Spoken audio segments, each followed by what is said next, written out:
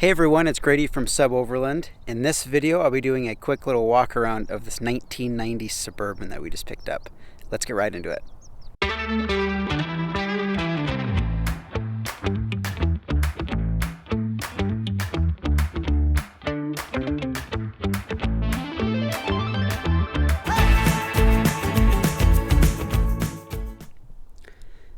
I'm super stoked to show you guys this thing. This is a 1990 Chevy Suburban.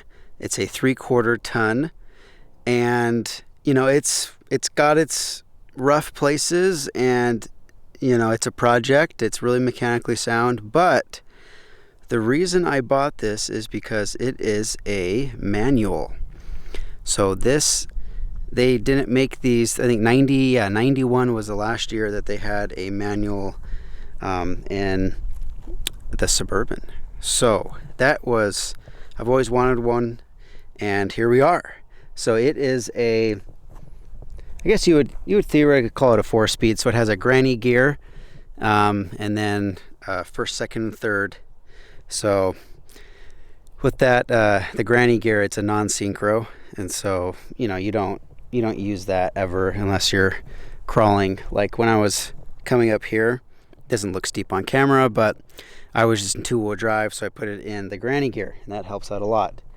So that's why they designed that back in the day. But this thing is fun. These are big. It's been a while since I've had a square body Suburban, and so it's been fun driving this thing around, especially because it's a manual. But like I said, it's, you know, it's got its rust spots, and the interior needs work. I mean, just everything needs work. Paint is faded for sure. It's got this weird, you know, like the old school 90s tint, that purple tint in the back that needs some removing. And, you know, it just has a bunch of little stuff. But really cool thing about this is it is just mechanically sound. It's got a sidewinder winch, old school winch from back in the day. You guys can see right there, and I guess it works. I haven't tested it out yet. 350 throttle body. So here's the manual transmission. That's how that looks. It's just fun. You know, this is a real truck. Big old long shifter, super, you know, slow shifts, long shifts. Just not many people, I think, have driven, especially nowadays with these younger kids out there. They've never, you know, driven a manual, let alone something like this. So that's always fun. And then also, I believe it's an NV 4500, which is what I've been told, just an excellent transmission. I've never owned one, but I mean, they're used all over, and heard it's really good. This thing has 226,000 miles on it, and I'm not sure of the history of, you know, if the engine's been replaced.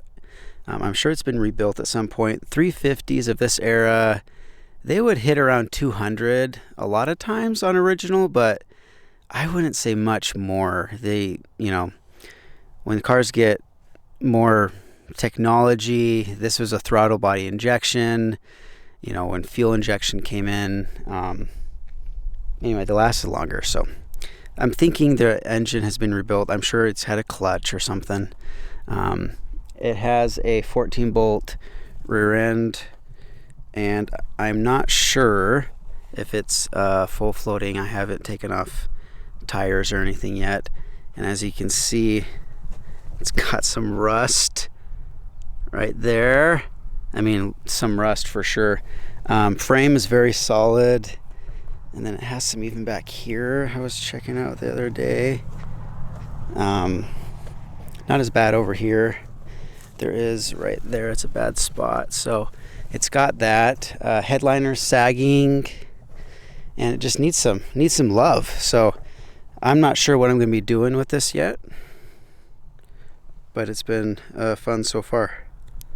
So that was short and sweet, but I mean, cool rig. I I forgot how fun these things are, and the manual transmission again is just so nice. These are rare. I mean, this one, like I said, you saw the condition of it. So I'm thinking about potentially, I mean, keeping it. I always say that on every car, but selling this thing as is, so someone could just pick it up just like this, and then they could do their thing. Or we could, you know, do a base on it. We could do tires, suspension, and things like that. This already has apparently a lift, and so I was planning on doing 35s on it. These are only like 32-inch tires on it, so it looks kind of dorky. But so if you guys have any suggestions on what I should do with it, or if you're interested in this vehicle, feel free to reach out. You can comment below, or reach us at suboverland.com, and we can, you know, you can email us there, and we'll get back with you with you know, specs and the pricing on this thing as is, versus, you know, if you want us to do some work onto it. We could even do a full interior with the headliner sagging. I mean, it's actually decent shape, but you know, we might do our wood headliner. We can do a lot of things with this. So if you guys are interested in Big Blue back here, let me know, and hopefully we can, you know, cut a deal. But thanks for watching this video, and if you guys haven't subscribed yet, please do. We'd love to have you on the channel here, and till next time.